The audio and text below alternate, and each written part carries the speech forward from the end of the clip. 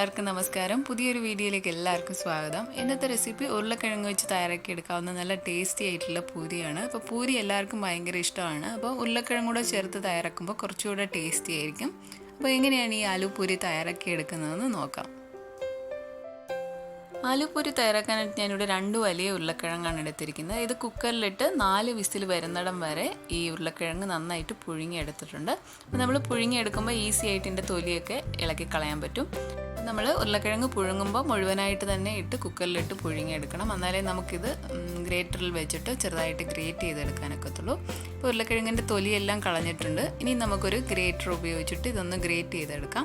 അപ്പോൾ ഇങ്ങനെ ഗ്രേറ്റ് ചെയ്യുന്നത് നമ്മൾ മാവ് കുഴയ്ക്കുമ്പോൾ അതിൻ്റെ കൂടെ നന്നായിട്ട് മിക്സായിട്ട് വേണം ഇതൊന്ന് കുഴച്ചെടുക്കാൻ. അല്ലെങ്കിൽ നമ്മൾ കട്ടയൊക്കെ ഉണ്ടെങ്കിൽ ഈ ഉരുളക്കിഴങ്ങിൻ്റെ കട്ടയുണ്ടെങ്കിൽ നമ്മൾ പരത്തിയൊക്കെ എടുക്കുമ്പോൾ അത് പൊങ്ങി പൊങ്ങി നിൽക്കും. അതിനുവേണ്ടിയാണ് ഇങ്ങനെ ചീസ് ഗ്രേറ്റർ ഉപയോഗിച്ചിട്ട് ഗ്രേറ്റ് ചെയ്തെടുക്കുന്നത്. അല്ലെങ്കിൽ പൊട്ടറ്റോ സ്മാഷർ ഉപയോഗിച്ചിട്ട് നമുക്ക് അതൊന്ന് ഉടച്ചെടുക്കാം. അപ്പം ശ്രദ്ധിക്കേണ്ടത് ഒട്ടും കട്ടയില്ലാതെ വേണം ഇത് ഉടച്ചെടുക്കാൻ.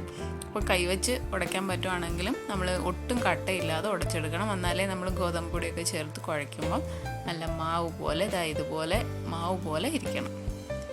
ഇപ്പോൾ 2 ഉരുളക്കിഴങ്ങ് നന്നായിട്ട് ഗ്രേറ്റ് ചെയ്തെടുത്തിട്ടുണ്ട്. നല്ല മാവ് പോലെ വന്നിട്ടുണ്ട്. ഇനി ഇതിൻ്റെ അകത്തിലേക്ക് നമുക്ക് ബാക്കി ഇൻഗ്രീഡിയൻസ് ഒക്കെ ചേർക്കാം. ആദ്യം ചേർക്കുന്നത് 2 കപ്പ് ഗോതമ്പ് പൊടിയാണ്. നമ്മൾ ഈ ഒരു പൂരി ഗോതമ്പ് പൊടി വെച്ചിട്ടാണ് ചെയ്തെടുക്കുന്നത്.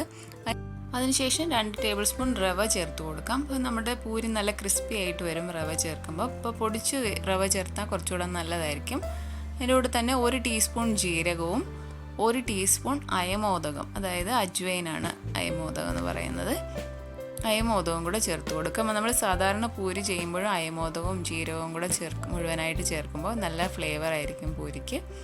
ഇനി ഇതിൻ്റെ അകത്തിലേക്ക് 1/4 ടീസ്പൂൺ മഞ്ഞൾപ്പൊടിയും 3 ടേബിൾ സ്പൂൺ മല്ലിയില അരിഞ്ഞതും കൂടെ ചേർത്ത് കൊടുക്കാം.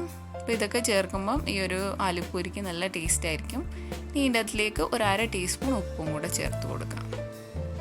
ഉപ്പ് ചേർത്തതിന് ശേഷം എല്ലാം കൂടെ നന്നായിട്ടൊന്ന് മിക്സ് ചെയ്തെടുക്കാം. അപ്പോൾ ഈ ഉരുളക്കിഴങ്ങ് പുഴുങ്ങി നമ്മൾ ഗ്രേറ്റ് ചെയ്തെടുത്തതിൻ്റെ അകത്ത് നന്നായിട്ട് ഈർപ്പം കാണും. അപ്പോൾ ആദ്യം നമ്മൾ എല്ലാം കൂടെ നന്നായിട്ട് ഇളക്കി പിന്നീടാണ് വെള്ളമൊക്കെ ചേർത്ത് കൊടുക്കുന്നത്. ഉരുളക്കിഴങ്ങ് വേവിച്ചതിൻ്റെ അകത്ത് അത്യാവശ്യം നന്നായിട്ട് വെള്ളം കാണും. ആദ്യം നന്നായിട്ടൊന്ന് എല്ലാം കൂടെ നന്നായിട്ട് മിക്സ് ചെയ്യുക. അതിന് ശേഷം ഇതിലേക്ക് നമുക്ക് കുറച്ച് വെള്ളം ഒഴിച്ച് കുഴച്ചെടുക്കാം. അപ്പോൾ ഞാനിവിടെ കൈവച്ച് തന്നെ വളരെ കുറച്ച് വെള്ളം ഒഴിച്ചിട്ടാണ് കുഴച്ചെടുക്കുന്നത്. അതുപോലെ തന്നെ നമ്മൾ കൈവച്ച് കുറച്ച് തളിച്ച് നന്നായിട്ട് കുഴച്ചെടുക്കുക. അതുപോലെ നമ്മൾ പൂരിക്ക് കുഴയ്ക്കുമ്പോൾ ഒത്തിരി അങ്ങ് സോഫ്റ്റായി പോരുത്, വെള്ളം കൂടിപ്പോരുത്. കുറച്ച് കട്ടിയിൽ തന്നെ നമ്മൾ പൂരിക്ക് കുഴച്ചെടുക്കണം. അല്ലെങ്കിൽ നമ്മൾ എണ്ണയിലിട്ട് വറുത്തെടുക്കുമ്പോൾ ഒത്തിരി എണ്ണ അങ്ങ് കുടിക്കും. ഇപ്പോൾ ഏകദേശം ഞാനൊരു 1/4 കപ്പോളം വെള്ളം ഒഴിച്ചിട്ടാണ് ഇത് കുഴച്ചെടുത്തത്. ഇതിപ്പോൾ അത്യാവശ്യം നന്നായിട്ട് കുഴച്ചെടുത്തിട്ടുണ്ട്. ഇനി ഇത് നന്നായിട്ടൊന്ന് സോഫ്റ്റ് ആകാൻ വേണ്ടി 1 ടേബിൾ സ്പൂൺ എണ്ണയാണ് ഒഴിച്ചു കൊടുക്കുന്നത്. അതിനുശേഷം ഒരു 2-3 മിനിറ്റ് നന്നായിട്ട് തന്നെ കുഴച്ച് നല്ല സോഫ്റ്റ് ആക്കി എടുക്കുക.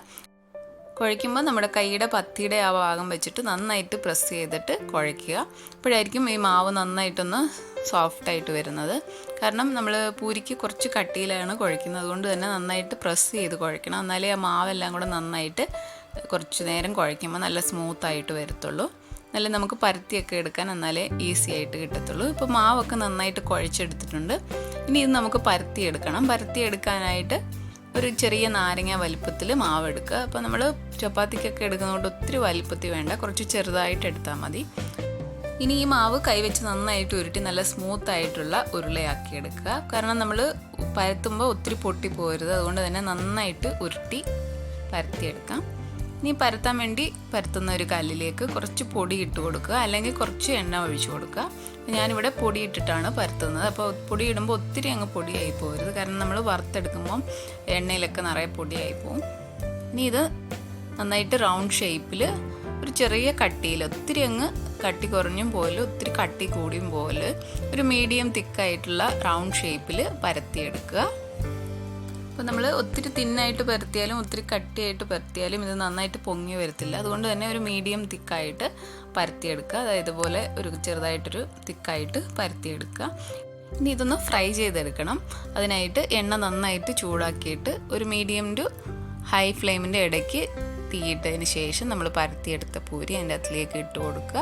എന്നിട്ട് ഒരു സൈഡ് നന്നായിട്ടൊന്ന് പൊങ്ങി വരാൻ തുടങ്ങുമ്പോൾ ഒന്ന് പ്രസ് ചെയ്ത് കൊടുക്കുക. അപ്പോൾ നന്നായിട്ട് ഇത് പൊങ്ങി വരും. അതുപോലെ നമ്മൾ ഫ്രൈ ചെയ്തെടുക്കുമ്പോൾ അത്യാവശ്യം നന്നായിട്ട് എണ്ണ വേണം, അല്ലെങ്കിൽ ഈ പൂരി നന്നായിട്ട് പൊങ്ങി വരത്തില്ല.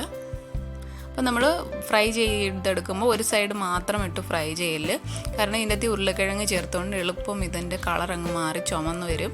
അതുകൊണ്ട് തിരിച്ചു മറിച്ച് വിട്ട് നന്നായിട്ട് ഇതൊന്ന് നന്നായിട്ട് ക്രിസ്പി ആകുന്നിടം വരെ ഇതൊന്ന് ഫ്രൈ ചെയ്തെടുക്കുക. ഇപ്പോൾ ഒരു ലൈറ്റ് ബ്രൗൺ കളർ ആകുന്നിടം വരെ രണ്ട് സൈഡും നല്ല ക്രിസ്പി ആകുന്നിടം വരെ ഇതൊന്ന് ഫ്രൈ ചെയ്തെടുക്കാം. ഇതിപ്പോൾ നന്നായിട്ട് കളറൊക്കെ ഒന്ന് മാറി വന്നിട്ടുണ്ട്. ഇനി ഇത് നമുക്ക് കോരി മാറ്റി ഒരു ടിഷ്യൂ പേപ്പറിലേക്ക് മാറ്റാം. അപ്പം അധികമുള്ള എണ്ണയൊക്കെ ഉണ്ടെങ്കിൽ ടിഷ്യൂ പേപ്പറിലേക്ക് വരും. ഇനി ബാക്കിയുള്ള പൂരി ഇതുപോലെ ഫ്രൈ ചെയ്തെടുക്കുക. അങ്ങനെ നല്ല രുചികരമായിട്ടുള്ള ആലു പൂരി റെഡിയായി. ഈ ഒരു ആലുപൂരി നമുക്ക് ഒണിയൻ മസാലയോ അല്ലെങ്കിൽ ടൊമാറ്റോ ഫ്രൈ ഒക്കെ കൂട്ടി കഴിക്കാം. കാരണം നമ്മൾ ഇതിൻ്റെ അകത്ത് ഓൾറെഡി ഉരുളക്കിഴങ്ങ് ചേർത്തുകൊണ്ട് ടൊമാറ്റോ ഫ്രൈ ഒക്കെ ആയിരിക്കും നല്ല കോമ്പിനേഷൻ. അപ്പോൾ നിങ്ങൾ ഈ ഒരു റെസിപ്പി ട്രൈ ചെയ്ത് നോക്കുക. അതുപോലെ നിങ്ങൾക്ക് വീഡിയോ ഇഷ്ടപ്പെട്ട ശരണ്യാസ് റെസിപ്പി ചാനൽ സബ്സ്ക്രൈബ് ചെയ്യുക. പുതിയൊരു നല്ല റെസിപ്പി ആയിട്ട് കാണാം. താങ്ക്